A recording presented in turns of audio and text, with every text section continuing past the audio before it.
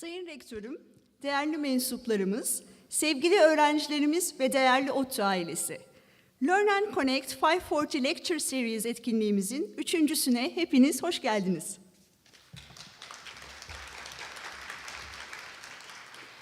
Bu özel seriye başlamadan önce öğrencilerimize finallerinde başarılar diliyor, ODTÜ'nün tüm paydaşlarını Adım ODTÜ'nün final dönemi ODTÜ'lünün sandviçi benden projesine destek olmaya davet ediyoruz.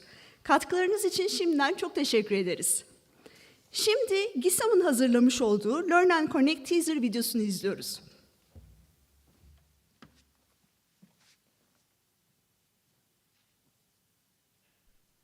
Welcome to Learn and Connect 540 Lecture Series.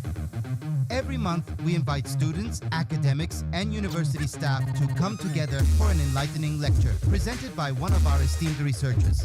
After each captivating talk, step outside the hall to engage in vibrant networking sessions, connect with fellow learners, exchange ideas, and delve deeper into the topic of the day in a welcoming atmosphere.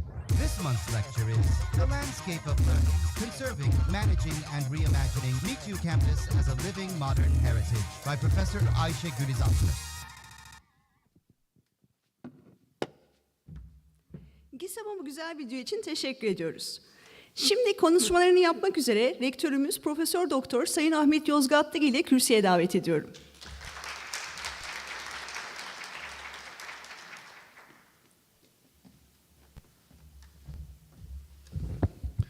Kıymetli hocalarım, çok az sayıdaki kıymetli öğrencilerimiz,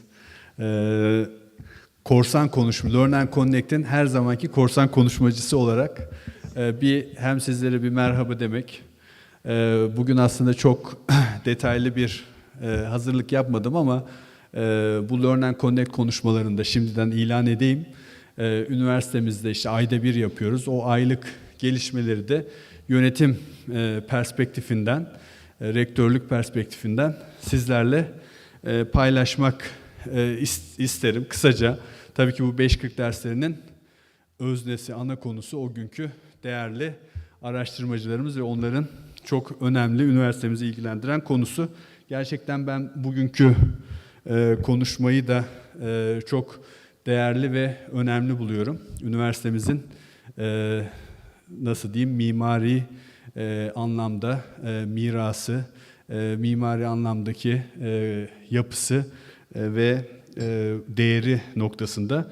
Tabii hocamızın, Ayşe Güliz hocamızın ünvanlarında, yani duyuruda düzelttirmiştim rektör danışmanı, burada yine rektör danışmanı ünvanı konmamış. O noktada da arkadaşlarıma teessüflerimi iletiyorum. E-mail'da düzelttiğim hususu burada düzeltmemişsiniz. O açıdan ben bu Learn and Connect'leri gerçekten çok önemli ve kıymetli buluyorum ve bölüm başkanlarımızın, yöneticilerimizin, öğretim üyelerimizin özellikle bu toplantıları öğretim üyelerimizle ve öğrencilerimizle bir araya gelme fırsatı olarak değerlendirmelerini ve onların tam katılımını beklediğimi de belirtmek istiyorum. Bu noktada yöneticilerimiz dediğimiz noktada üniversitemizin bildiğiniz gibi 5 fakültesi var. 4 fakültesinin dekan ataması bu hafta içinde gerçekleşti. Ben yeni atanan dekanlarımıza başarılar diliyorum ve görevlerini tamamlamış olan dekanlarımıza da üniversiteye yapmış oldukları hizmetlerden dolayı teşekkür ediyorum. Tabii ki bu yöneticilik görevleri bizim üniversitemizde bir bayrak teslimi, devir teslimi. O noktada zaten asli görevlerimiz öğretim üyeliğine hepimiz her zaman dönmeyi dört gözle bekliyorlar. O açıdan da görev teslimleri, görev devirleri de bizde her zaman hem yeni atanın heyecanı hem de görev süresini tamamlamış olan kişinin de mutluluğuyla böyle çok pozitif bir şekilde gerçekleşiyor. Bu noktada aslında vurgulamak istediğim bir husus, Mühendislik Fakültemizin dekanımız Görkem Hoca, ODTÜ Tarih'inin Mühendislik Fakültesinin ilk kadın dekanı. O açıdan da anlamlı bir üniversitemiz için, özellikle Mühendislik Fakültesi kendi fakültem içinde çok önemli ve anlamlı bir görevlendirme oldu. Ben tabii üniversitemizde hani genel anlamda kısa bir değerlendirme yapmak gerekirse öğretim üyelerimizin kadroları, yani yükselme kadroları çok hızlı bir şekilde gerçekleşti. Yani kadro taleplerimiz başarıyla sonuçlandı ve yükselme noktasında üniversitemizde önemli bir şekilde aslında tamamlandı. Başvuruların hayata geçmesiyle bu tamamlandı ve atama, yani ilk atama noktasında da üniversitemize önemli miktarda kadrolar geldi. O noktada da ben bölümlerimizin aday öğretim üyeleri noktasında aktif bir şekilde adayları bu açılacak kadrolara başvuru noktasında nasıl diyeyim, desteklemeleri, onları bilgilendirmeleri ve üniversitemizin ihtiyaç duyduğumuz önemli alanlardaki bu kadro genişlemesinde tabii ki buraya başvuru yapacak nitelikli adayların olması çok önemli. Bu noktada da bölümlerimizden aktif bir şekilde arayış, ilanlara çıkmalarını, duyurulara çıkmalarını, en azından bu noktada ilgiyi bölümlerimize, Orta Doğu Teknik Üniversitesi'ne toplama anlamında da farkındalık oluşturmaları ve bu kadrolar ilan edildiği noktada bu ilanlara yine nitelikli araştırmacıların, nitelikli öğretim üyesi adaylarının başvurularının sağlanması hususunda gayret göstermelerini beklediğimi söylemek istiyorum. Tabii bu noktada biz aktif araçlardan da faydalanacağız. Dekanlarımıza ve bölüm başkanlarımıza buradan belirtmek istiyorum. İşte modern araçlar, LinkedIn gibi. LinkedIn'in profesyonel şeyinde nasıl diyeyim, bu işe alma süreçleriyle ilgili profesyonel araçlarını üniversitemiz temin etti. Bu noktada da sizlerden oralarda uygun bir şekilde tabii ki üniversitemize, bölümlerimize başvuruyu nasıl diyeyim, telkin etmeleri, başvuruyu promote etmelerini bekliyoruz. Çünkü araştırma ve eğitim noktasında bunlar çok önemli. Ben hepinize, yani aslında 2025 yılının da bu ilk toplantısında 2025'in çok başarılı bir şekilde hepimiz için geçmesini ve bu final dönemlerinde öncelikli olarak öğrencilerimize başarılar diliyorum. Daha sonra da işte bu final kağıtlarını okuyacak öğretim üyelerimize de kolaylıklar diliyorum. Kendim de dahil olmak üzere. İnşallah yeni döneme büyük enerjiyle, büyük bir hevesle, büyük bir atılımla hepimiz için, ODTÜ için 2025'in ve yeni dönemin hayırlı olmasını ben diliyorum. Dediğim gibi bu Learn and Connect bizlerin bir arada olması, bizlerin fikirlerimizi, işte projeyle, araştırmayla ilgili fikirlerimizi, eğitimle ilgili fikirlerimizi tartışacağımız, konuşacağımız ve burada çok önemli çalışmaları dinleyeceğimiz bir platform. İnşallah bu platforma çok daha fazla katılımla ve hedefine uygun bir şekilde işbirliklerinin oluşacağı önemli bir yapı olmaya devam eder. Ben çok teşekkür ediyorum ve sizleri hocamızın konuşmasıyla baş başa bırakıyorum.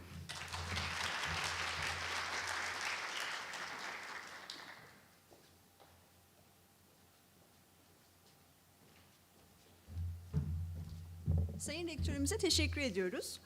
Learn and Connect serimizin 3.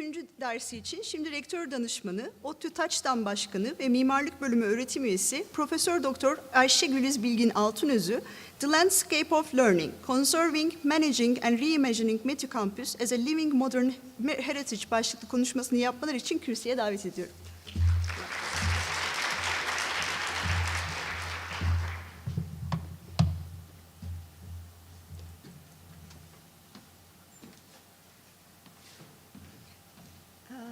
Welcome. I'm sorry. I think the voice is now okay. Okay. Thank you for coming in such a busy period, because I know that all of you are so busy, and I can see that many of the students could not come normally, I can guess.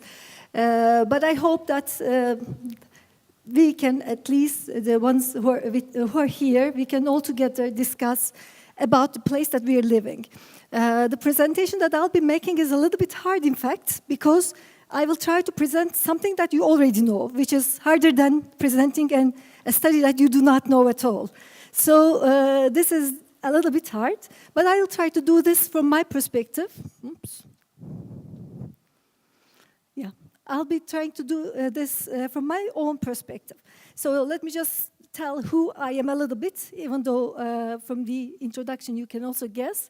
I'm an architect, and I'm specialized in conservation of cultural heritage places. And since almost for the last 30 years, I've been working on this subject: conservation, management, sustainable development of heritage places. And well, meanwhile, besides METU, I'm also involved in the international organizations as well, like ICOMOS and UNESCO. ICOMOS, International Organization on Monuments and Sites, and UNESCO, as all you know. And so I also continue working together with them as well. So my story with METU, of course, started when I was a student, but studying on METU started almost about 2010s. In conservation, we always say that conservation starts with threats. When there's a threat, when you are afraid of losing something, then you start working on it. You try to conserve it. So if you remember as well, during that period, there was a road passing through METU. There was a discussion about the road passing through METU, which made many of us a little bit afraid of losing our environment that we have been always living. Normally, because we always live here, we do not realize sometimes the values of the place, and we do not think of doing something to preserve it, because it's always there, and you do not need to do anything for this. But when there's a threat like that, then you start thinking about what I can do to stop this. So at that point, there was also a conservation plan going on. However, it was not handled as the way that we are used to. I mean, we always make conservation plans together with all the stakeholders, because it's important that any place is owned by people, used by people, so it's important to involve people into that process. And also, it's a value-based process. So first you have to understand the values of a place so that you can know what you're trying to conserve. And you can understand what are the threats towards these values. And perhaps you can add new values to the place as well. So at that period, I started a project, a METU project, on understanding the values of METU campus, together with a group of scholars. So all these projects that I'll be telling here are a result of group works I'll be mentioning at the end of this presentation as well. So I was not alone in that story. And so we started working on the values of the place. And then onwards, because of various different things, I continued working there. The second big attempt was about METU rector Ahmet Acar wanted to do something to define principles in acting at METU. This was a very good initiative, I can say. So at that point, I was also involved in that process to define some of the principles as how we'll be approach the place, the strategies that we have to follow to conserve but also develop the place as well. And later on, there was pandemic, as you know.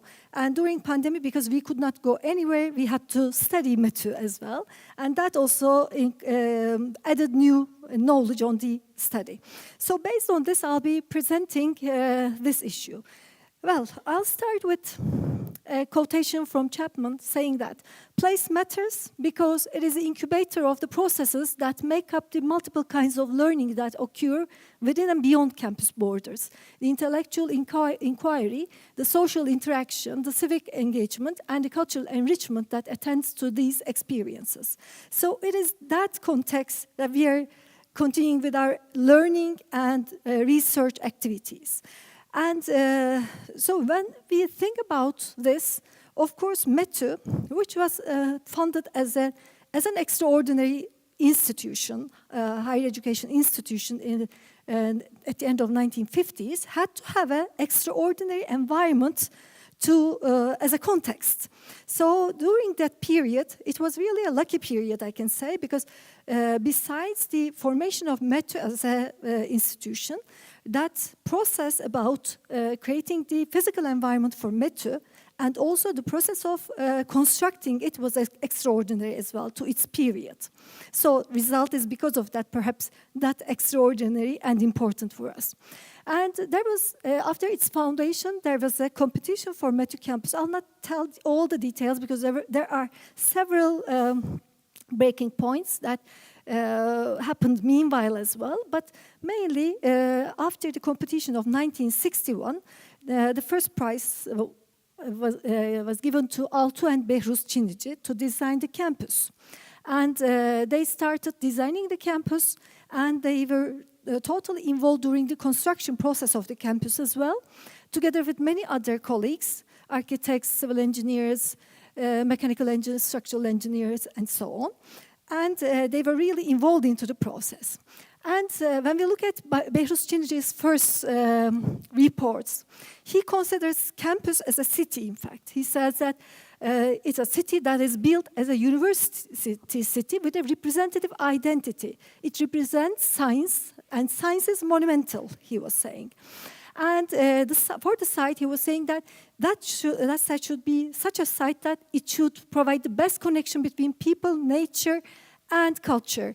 And it should allow all the interaction for social, moral, cultural, and economic issues, and express a life of understanding present a new worldview. So the environment that we're living in also adds to our worldview as well. And to do this, he was saying that this campus should be designed in such a way that it should provide all these issues. And even in his sketches, we can see his representation, because he represents a city silhouette.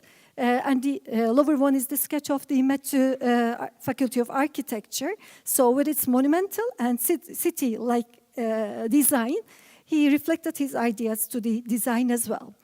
And again, in the report, he was mentioning that this process will start an educational philosophy for Turkish nation. And to complete that philosophy, to add to that philosophy, it will provide a settlement and plastic solutions. And the location was important as well, and he was always saying that wherever you go at METU, you see various viewpoints of Ankara, the city, and you explore the city once more as well. Like from one viewpoint, you see the Ankara, the other part, you see the tranquil nature, the other part, the lovely mountain landscape. And there were some settlement principles he designed. In fact, he mentioned 3 principles, which is reflected also in his sketch. There was the academic core, where the forum was the central, that is the alley that we're walking on. He considered alley as the center of learning as well, connecting all the academic units together, but also acting as an open class as well. And following the academic zone, there was the residential zone with dormitories and professor lodgings and so on.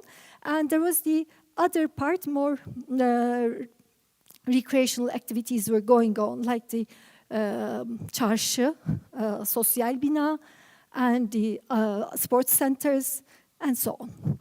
So the project was something like that when it was first designed, and it didn't change too much. Of course, it had some minor changes during time, but mainly the same idea continued during the implementation phase as well. And when that design was made, the campus was quite away from the city center, 5 kilometers away, and there was nothing around. And there were various, in fact, villages in the location of our campus area. So there was a huge expropriation made for METU as an extraordinary, again, attempt, we can say. And all these villages were transferred to another place. So we are in a natural environment, far from the city, and the built-up part is quite small with respect to the rest of the site. Almost the total site is quite big in that respect. Well, and there were, as I said, there were various ownerships already, but they were all integrated with the METU area. And when the site was first opened to construction, it was something like that at the beginning of the constructions, when the construction started. So it was a long process till today, and the first 10 years almost were the most dense period that provided the construction of the main design ideas of the Chinese architects. So the main open spaces and the buildings were designed and constructed starting from 1962 onwards till 1970s, mid-1970s. And then there's another period with 1980s, 90s, and 90s onwards, there's another period of construction. Starting with that construction, as you can see how the landscape changed. When I say landscape, also in the title of the presentation, I do not mean just the natural environment, I mean the cultural landscape. So the environment that is shaped with men and people, human and people all together, and with all its contributes. And so now we're in a landscape quite dense with respect to the first part of it. From the beginning onwards, in the design principle, I'll be focusing mainly on the Chinese part in today's presentation, because otherwise it will take quite a long time.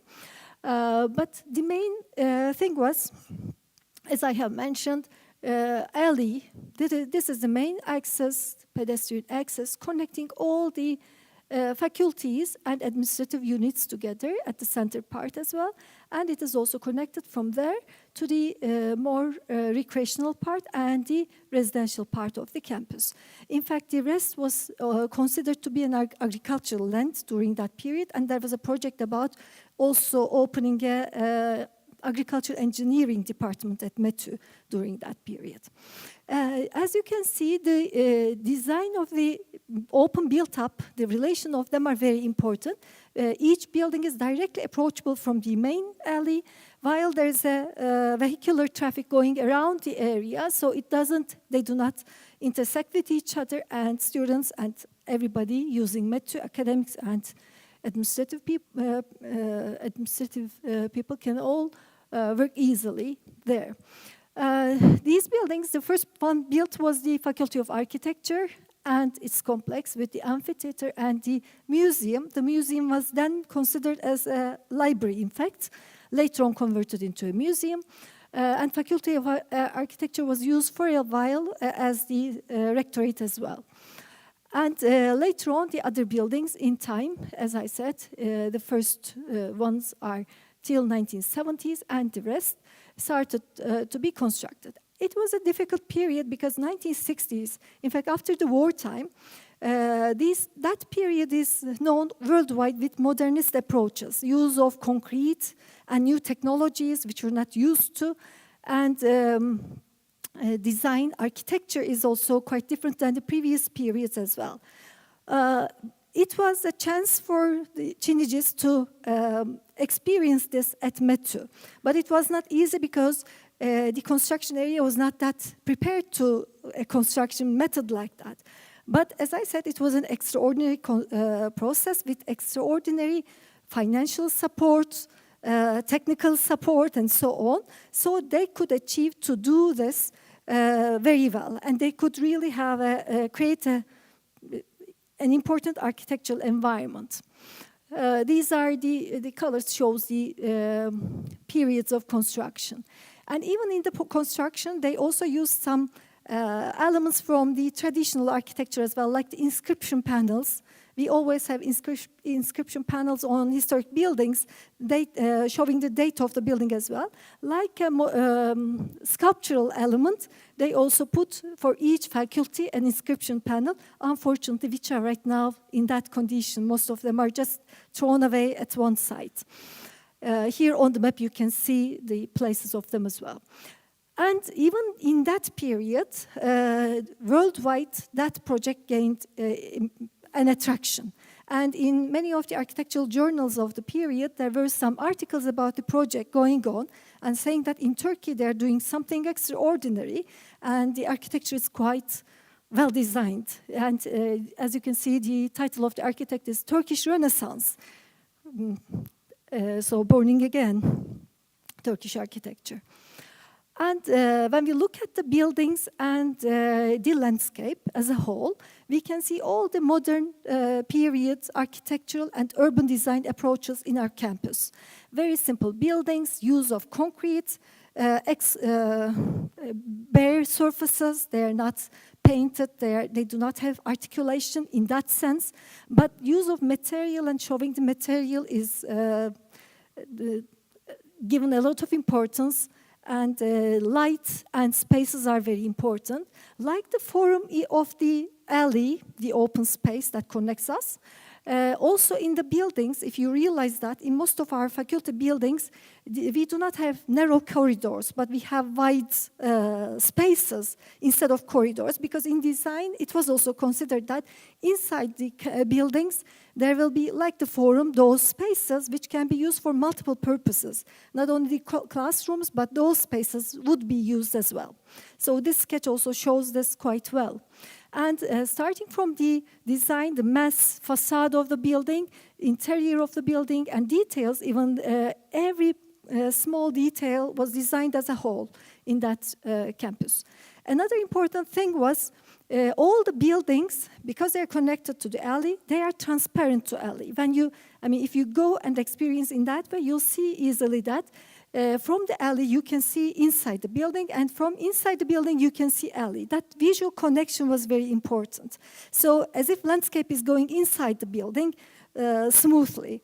That was one aim of the project. And here you can see how even the other side of the building, you can see in that one as well.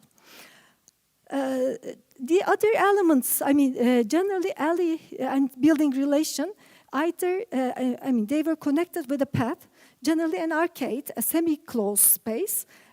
So from closed to semi-closed and an open space, there was a connection like that. And the landscape, as you can see, is quite flat. We don't have huge trees that covers the view as well. When we look at the buildings, different buildings, they all have different architectural properties, and as Chinji said at the first report, they're plastic, like sculptures as well, each of them with their properties. When we go around, some of them are hidden. This is one of them that I like quite a lot, which you can see right now if you go around, inside the bushes, and you can find it perhaps, but it's still there.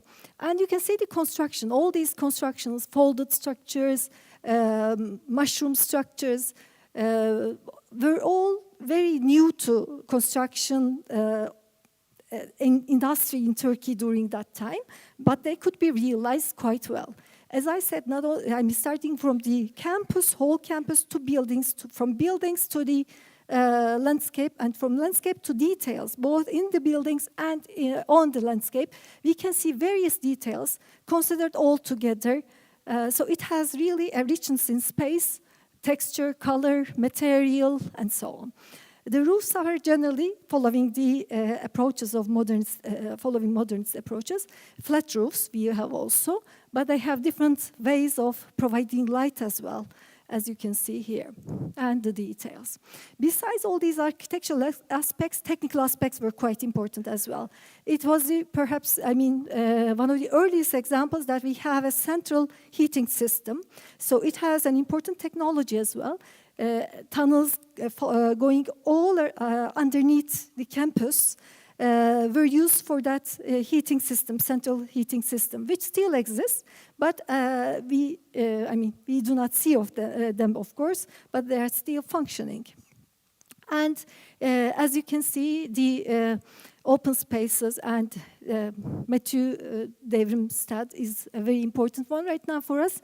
It was also designed quite like a sculpture in the landscape during that period. And the alley, which was when, as the buildings are constructed, you could see that alley was developing more and more. And there were some elements that you can see also here, like the lighting elements, like the water elements and so on, the textures, which were all designed intentionally to be there. So with all these small and big components, METU campus becomes a whole and takes its identity.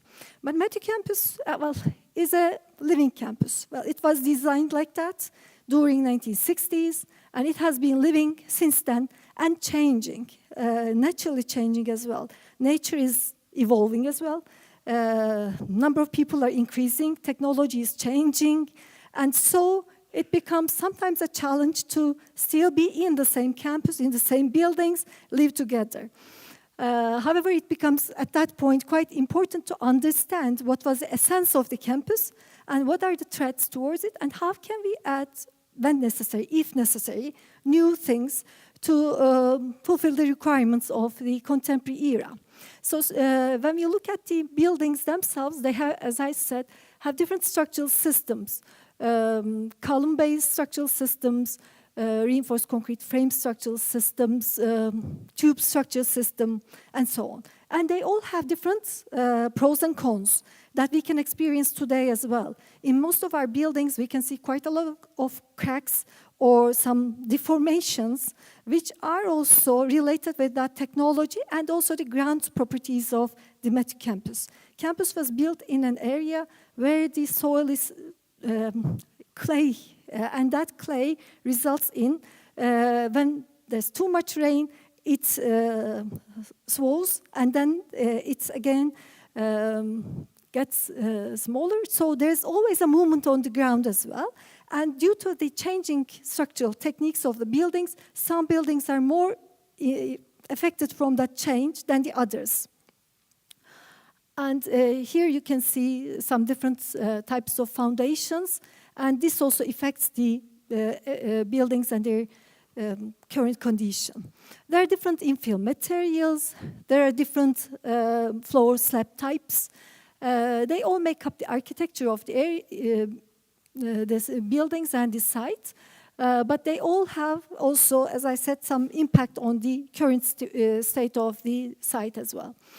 Some of the buildings have changed their functions in time as well because of new requirements, but they are not that much. They're just very few, like the museum building, as I have mentioned, which was built as a library, later on converted into a museum because METU campus, that huge site, had 3 archaeological sites, and it had to be connected to Ali as well. And also some of the other buildings changed their functions. The buildings have drainage systems which are very designed in detail as well. They have an aesthetic, but also they function. As long as we look after them, monitor them, they are functioning. Otherwise, they also create quite a lot of problem at the site.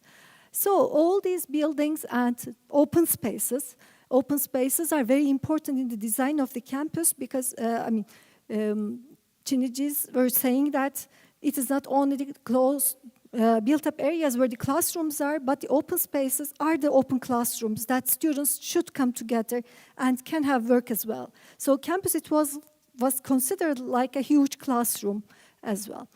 That open spaces, that alley, even it also evolved in time. Here you can see how it evolved. In 1960s, it was a very pure linear element, while in time, by the use of people, new branches are added to it. Now we have an alley which is quite complex as well.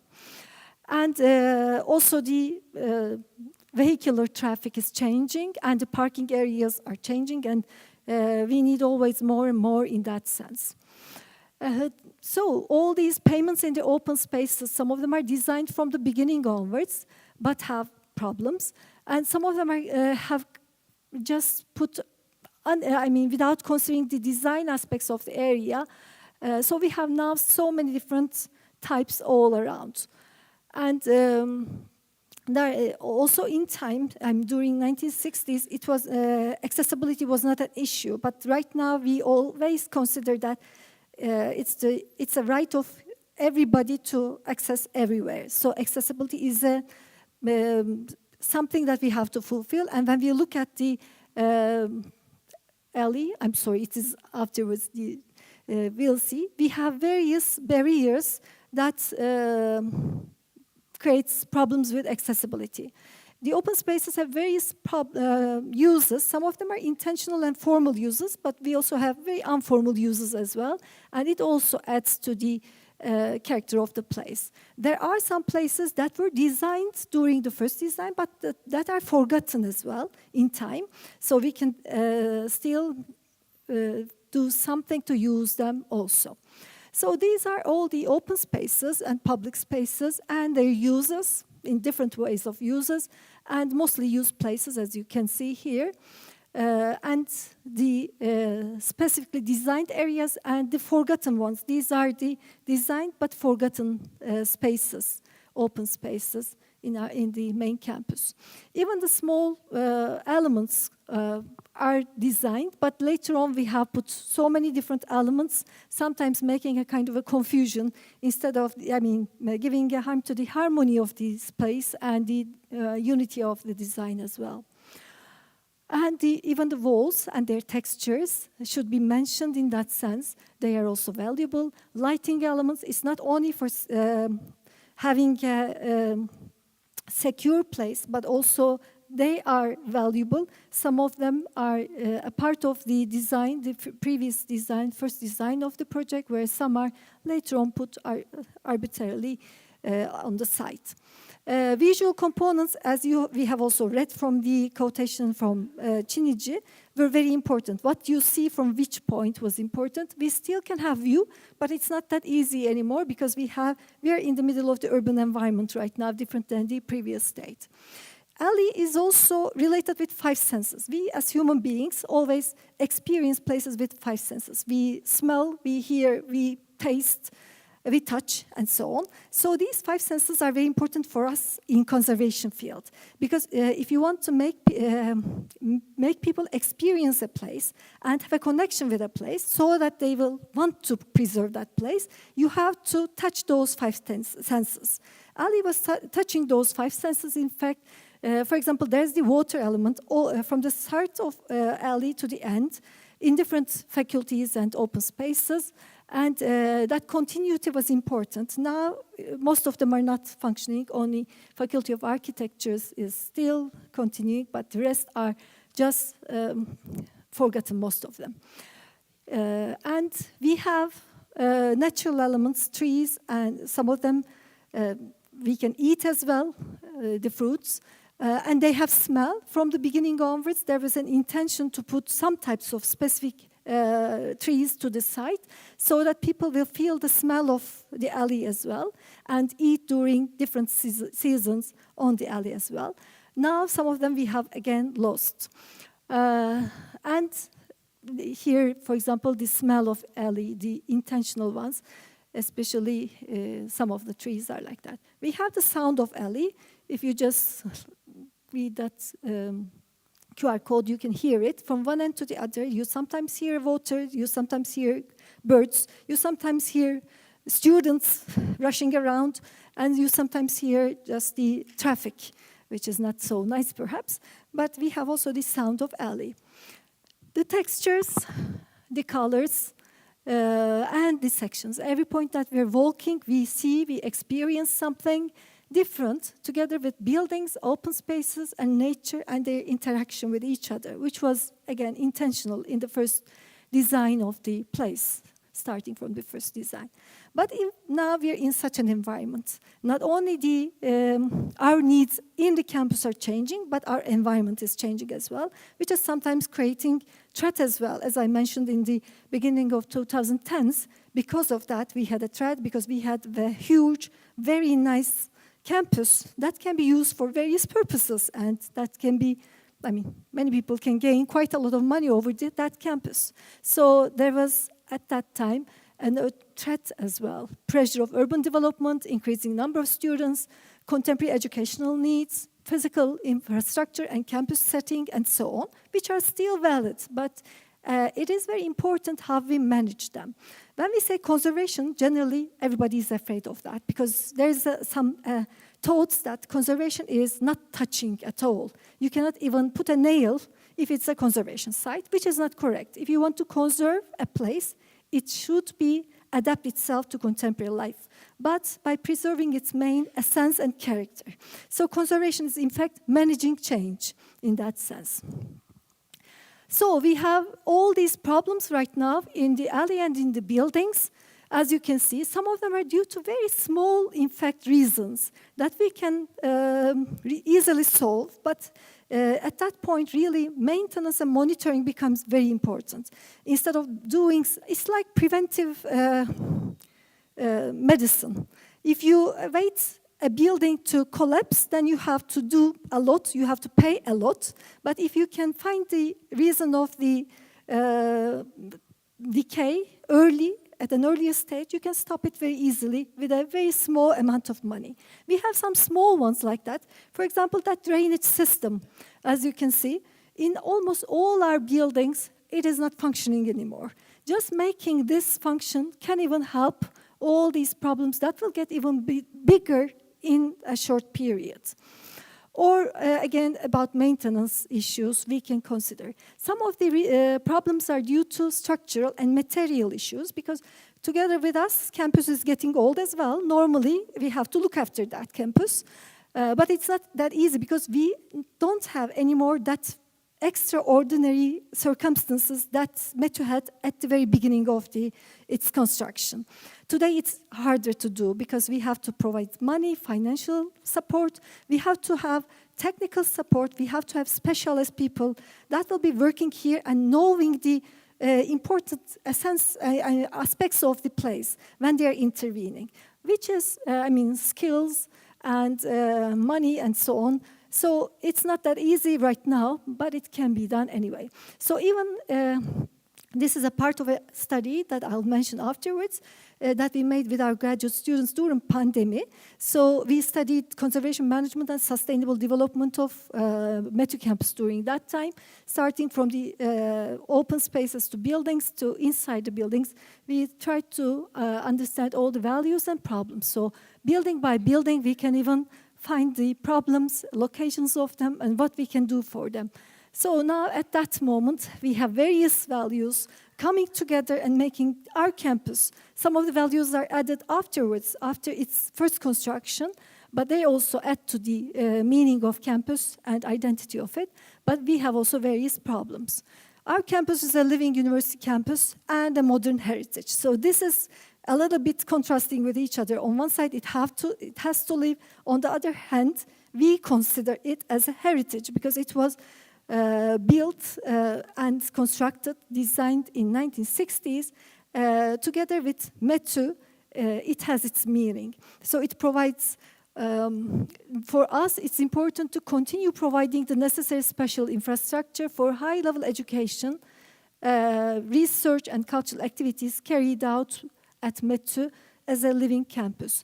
For this, we can mention various things. I'll not read them one by one, but we can define various strategies. Some are short-term, some are long-term, but it becomes important to, first of all, talk together, discuss together, and define together what we want, what we find valuable, and what we want to do with the future of that campus. We can define various projects as well for thinking and designing for METU, and reconsider all these important relations at METU. METU, as I said, is not just of buildings, but it has a nature. Even extending the main campus and alley area, as you know, we have a huge area, an important environment, which was previously a steppe area, later on by human action became a forest. So we have that forest, which is very valuable for us.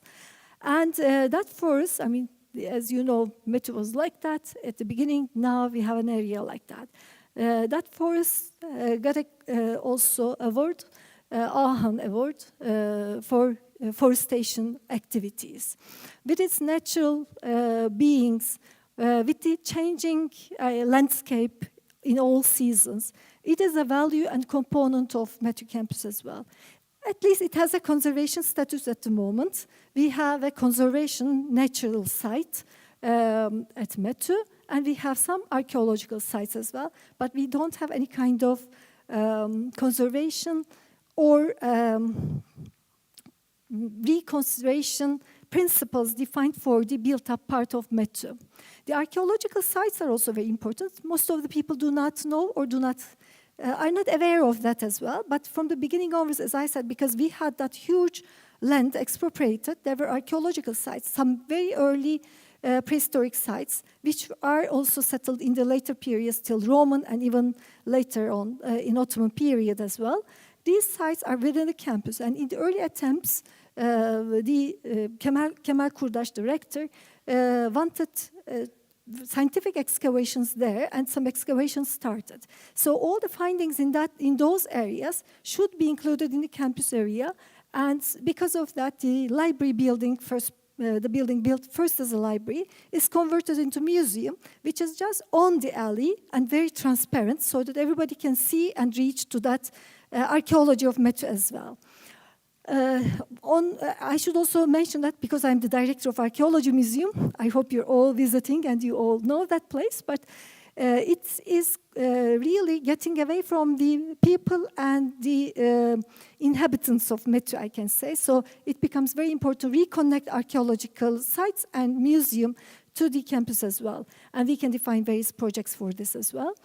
And we should also mention that METU is the only university in Turkey that has an archaeology museum. So this is a prestige, we can say, but it brings a lot of things that we have to do also increases together with that. So these are the archaeological sites, and this is our METU museum, and we're trying to also include it to the campus life. METU is also a space for culture and art. So besides all these educational activities or natural things or the archaeological aspects of METU, from the beginning onwards, both in the open spaces, the campus area, and in the buildings, we have various art objects. And also it allows various art performances as well. So it has so interesting spaces that we can use for various art activities, which can connect people with METU, which can also increase the cultural and cultural life and quality in METU as well. With its sculptures, as you know, most of them, also paintings, and so there are so many graffitis. Some of them are giving damage to the buildings, but some of them can be considered as an art object as well. Anyway, METU campus is also a place of culture and traditions. METU, from the beginning onwards, have some traditions and have a METU culture.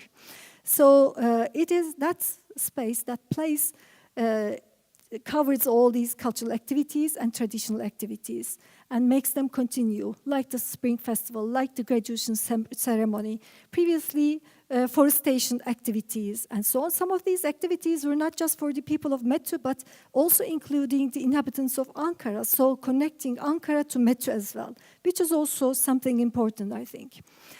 So making those activities continue in the places that are related with them, attached with them, are important as well. METU is also a space for the city and inhabitants, as I mentioned. In the first period, some of the activities were also involving the citizens of Ankara. This is very important because, again, when we return back to those 2010s, when those things happened, that road was passing, and there was not much reaction from Ankara citizens for METU. And people were, again, a little bit surprised. Why are not they reacting? We just METU people are reacting to that. It was normal because if you do not allow people inside the campus, that campus is not theirs. So it becomes important, an important strategy also to make controlled access of the rest of the citizens to the site, to learn from each other as well. We should not live also in fanuses, and we have to be also in interaction with the citizens of Ankara and Turkey as well, which is something that we have to continue. And METU campus also can be used as a place that we can come together as well. Out of METU campus also, from the beginning onwards, there were a lot of activities or some campaigns designed by METU to continue that interaction with the society, like for the villages, small villages.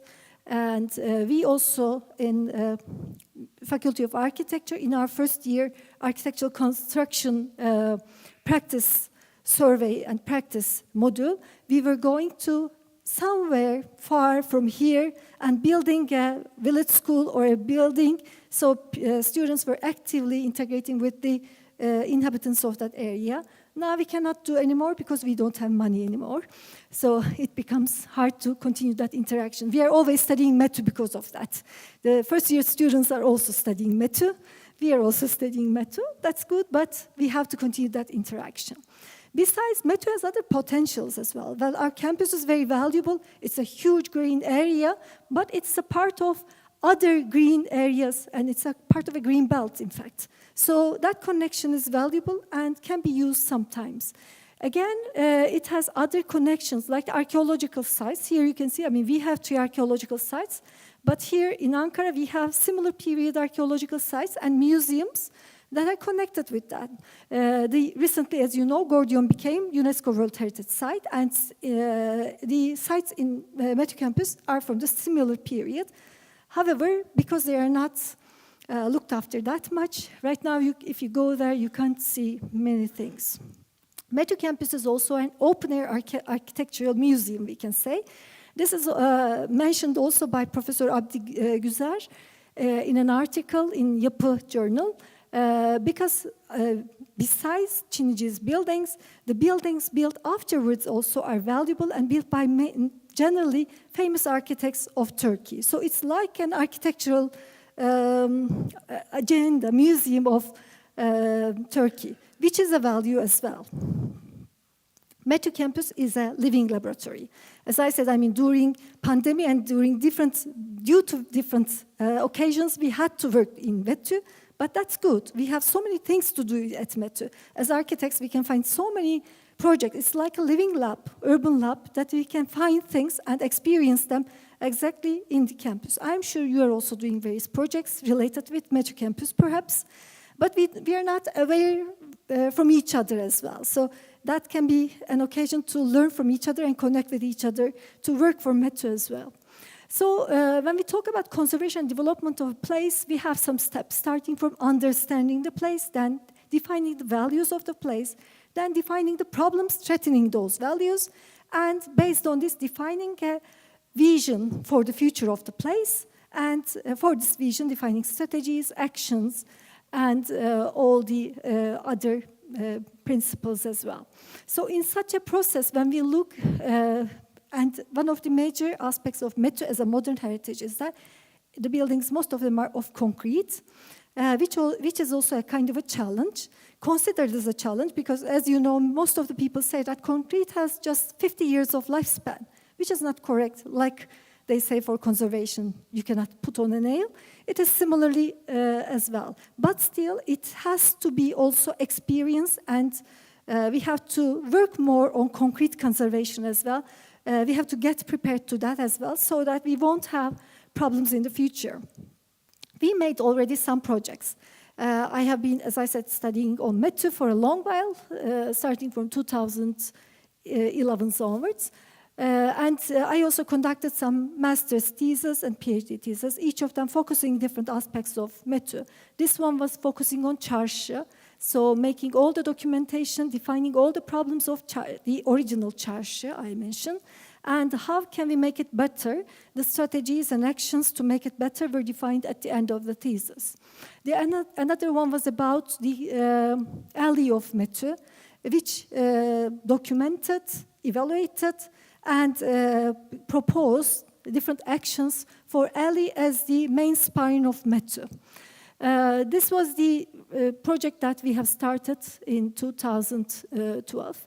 It ended in 2014, together with all our colleagues, Professor Cevat Erdar, who was an archaeologist and founder of our department, Professor Eyvan Altan Ergut, architectural historian, specialized in modern period architecture especially, Professor Dr. Funda Başbütüner, who is a landscape architect, and she has a lot of studies on METU as well. During that time, there was Jan Bertram, an archaeologist working in the archaeological sites of METU, and Sevin Osmay, who was from City and Regional Development Program. She was a sociologist. Together with Ender Peker, they studied on the collaborative decision-making process of that project. And Slakman was an architect as well. During that project, to define the values of METU, we made a lot of meetings, focus group meetings, and interviews, and also questionnaires and surveys by using various tools with different components of METU, like the academics, students, and the administrative staff. And based on their inputs, also we had some, we used social media for get more input. We could define what do they find valuable at METU, and we try to locate those valuable places by using a GIS system, so specially locate the values of METU as well. And METU was presented in Docomomo conference in that sense as well, and in many other conferences invited to be presented.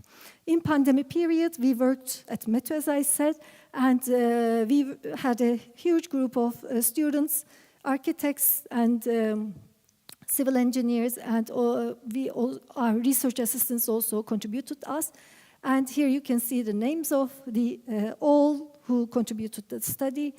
I won't be able to mention one by one, but together with their efforts, we could do that huge study. And at the end of that study, we could end up with a huge information system, special information system, including all that information about the components, values, problems of METU, and also METU GIS, that one.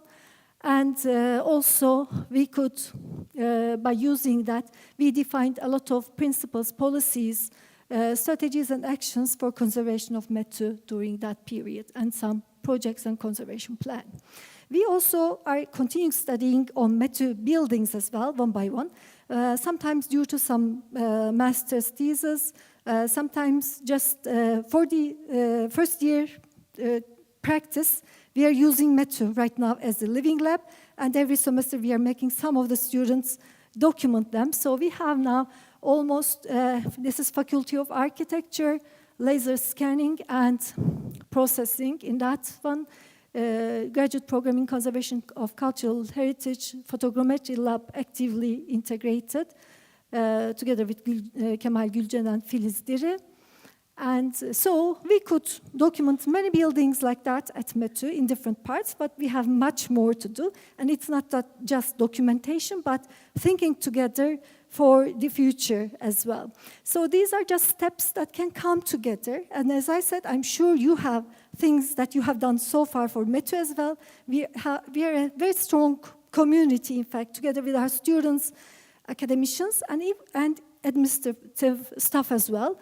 And I'm sure, I mean, when we come together, we can create very good ideas for the future of the place as well. So I hope this presentation and being together with you here can help us to think for the future of METU.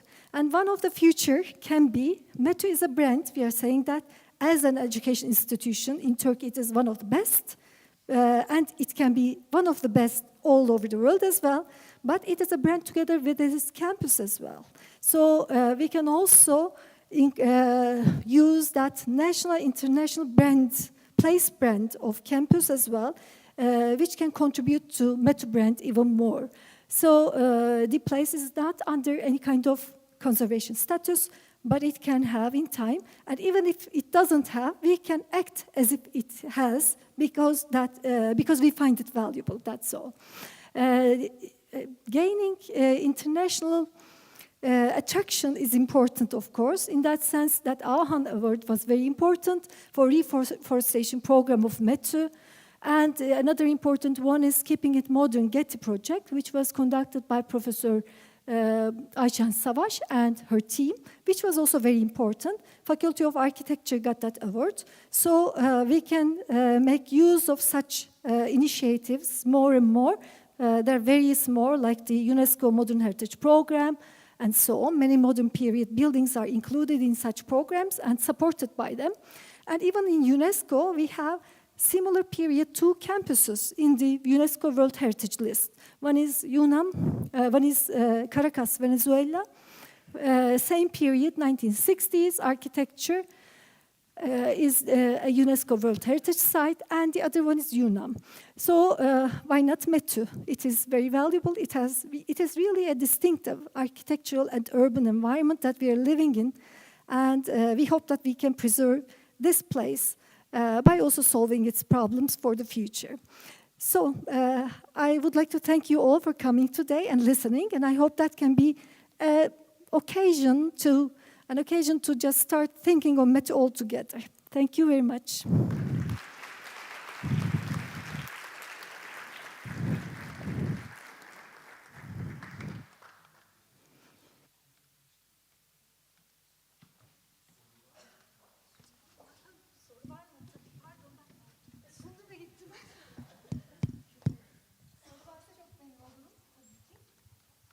Sadece, not only questions, but also if you have any comments or contributions, that will be perfect, of course.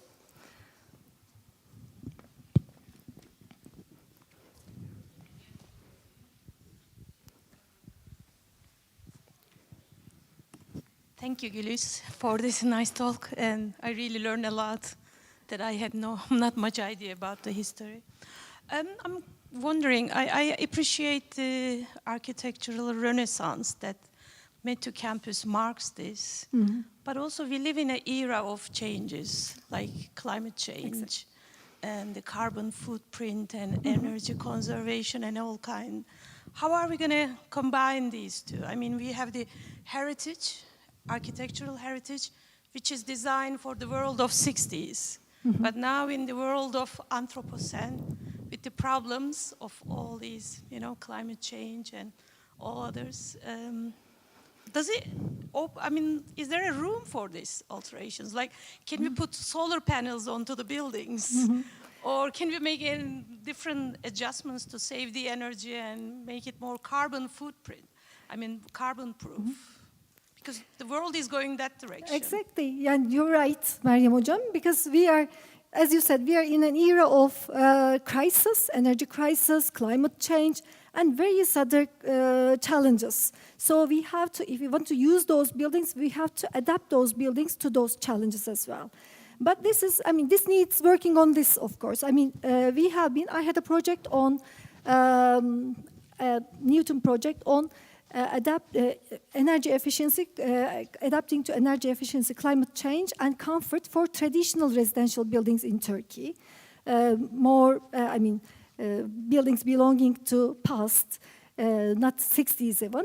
And we could end up with some results together with different disciplines. We made a project like that. For METU also we have to think, but it is a challenge for modern period buildings. What kind of a challenge? They have exposed surfaces. In their design, it is a sense of their design. So we cannot say that, let's put some insulation material in front of them so that we will have energy efficiency. It's not possible. So we have to think more. It's a challenge, but we can solve, of course. How can we make them energy efficient and make them prepared to climate change while not changing basic characters of those buildings? There are various examples.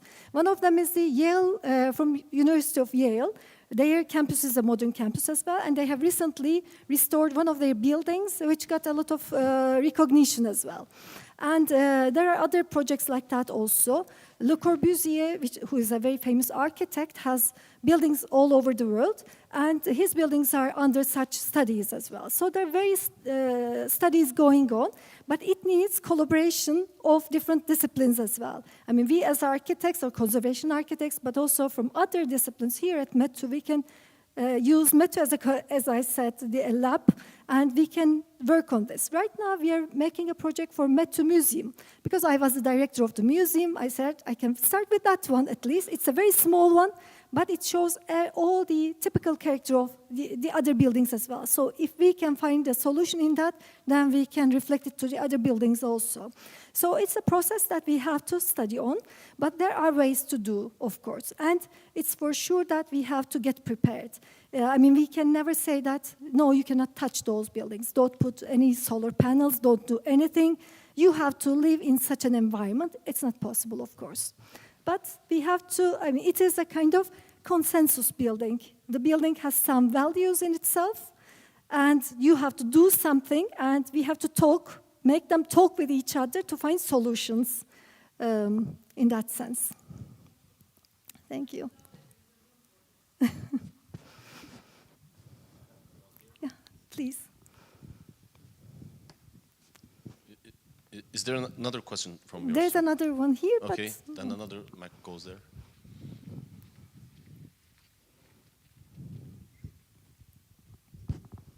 Professor, firstly, thanks a lot for this valuable question. Probably, I think it will give us another perspective when looking at the site and the campus. My question is about the, some forgotten places that you have talked about. We just mentioned and passed through that. You said that some places were designed, but they were forgotten. Yeah. The forgotten means is that they weren't constructed, or they constructed, No, they're but we cannot see constructed. them. They're constructed, but later on, with sometimes growing forestation, sometimes because we didn't maintain those places, we are not aware that there's such a valuable place that you can sit and, for example, just nearby the library, there are such spaces that you can take your book and study in the open space. And so on. So there are various spaces like that in almost every faculty. In the projects, we can see that they are drawn, and in construction, they are constructed, most of them, but we have forgotten them. Or are you doing, or someone is doing something to just remind that place to us? Right now, someone is not doing something, but perhaps we can do something altogether to remind them. We know where they are, and we can, it's always really connecting those places with the daily life of people. So as long as you know that place, then you can assign a small activity there, and when people go there, they know that place. And then when they know that place, they look after that place. It's a kind of a cyclical process. When you know, when you have you have an activity in that place, then you start, that place starts to have a meaning for you, and you start valuing that place and using and looking after. It's a cyclical process that we can do. Thank you. Thank you. Okay, I had one question here. Güliz Hocam, thank you for your informative and historic talk. About the forgotten places, I remember spotting forgotten artifacts around METU. They are usually found in behind bushes, like behind the stadium, and sometimes in the residential area for the professors between Çarşı and that place. There are some forgotten architecture slash monumental, I don't know how to name them, they don't have a name. And they're usually in ruins. So I didn't see anything about that, but maybe you already have something. And I have a comment. This goes both to you and maybe Rector Ahmet Hocam at the same time. Our central heating system is quite old. It was problematic 20 years ago, as far as I remember. But it was quite an achievement at the time. But ODTÜ has a tremendous manpower potential. So this is a suggestion.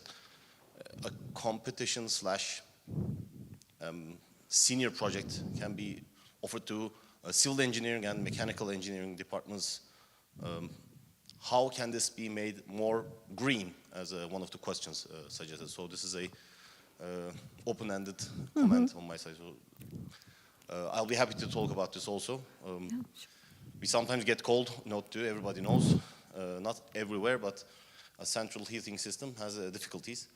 So my question would be about the forgotten monuments. I don't know what to call them. Well, Harabeler. yeah. Küçük 1-2 metrekarelik harabeler. Exactly. We are exploring them. I mean, I also was not aware of many of them till until I started those projects. So it is an exploration process as well. And as long as we explored quite a lot. In fact, I didn't bring here, but we have, as a result of this project, we have 2 huge book-like outputs, which includes all that information that we can share with everybody. But it belongs to a few years ago. Right now, it's already old, I can say. But still, I mean, we have an information system. That is very important. I mean, the books, printed ones, can be out of date for after a while. But an information system, if you design a system that is monitored, that is updated, then every time you realize something, you can add to that system, and it can be seen by this way, by the others. There are orientation runners, I don't know what it's called, but they run around the campus and they spot points. Orienteering, maybe? Yeah, I think that is also a power of METU. I think, I use this for archaeology museum, the student clubs, because, we can do everything You with need students. Yeah, we can do it together with students. We have really very, very powerful together with them, and they can help us to make those places remembered and valued as well. As I said, for example, for METU museum, many people also just go once to the museum and goes around and sees the collection and never comes again. But it is important to take them inside frequently. At that point, just after the pandemic, we made an activity called Museum Archaeology and Art.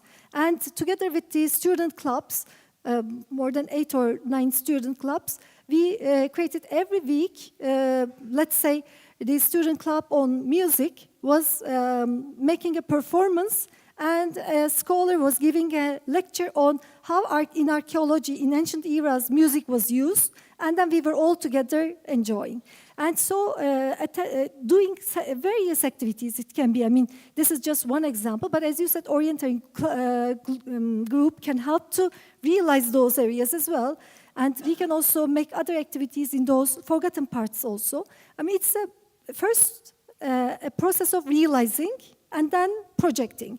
I also believe that we can define various projects, design and think for METU. And those projects, I think, should be always interdisciplinary. We should not give a project just to architects or the civil engineers. This campus is a place that we can continue and realize interdisciplinary works all together, from students to academics. Thank you very much for reminding us our environment. Last year or the year before, in the summer, it was very difficult to work in our offices throughout the campus because the architectural first-year students were swarming around and making measurements of our buildings. But the results. And personally, I truly love that, that our students were doing their summer practice on campus. So mine is not a question, but a comment through your presentation that probably chemical engineers, civil engineers, mechanical engineers, and everybody else can swarm around the campus for their summer practices, especially in their first year. So an open suggestion to the campus. Yeah, that would be perfect, really.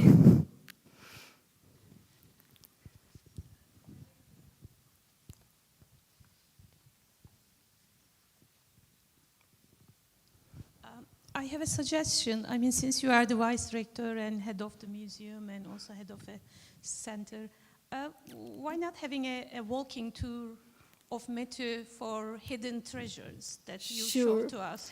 Sure, we can do this. Open I to the proposed this to our members. rector. I said that let's make a tour in METU. I will guide you, It's and like I can guide the guided others tour. as well. Yeah, that would be lovely. We can all together walk and sometimes perhaps there are things still that I didn't realize as well. We can all together realize and explore METU, re-explore METU as well. Yeah, it's scheduled tours, maybe once in a week or once in every other week, and you or your students, or I don't know who is in charge of this, but that would be lovely that we can register online and be there on time and have a lovely talk. Sure, let's try this. Okay. Yeah, that would be great.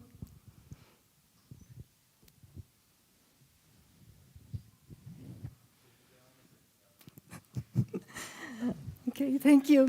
Ben teşekkür ederim.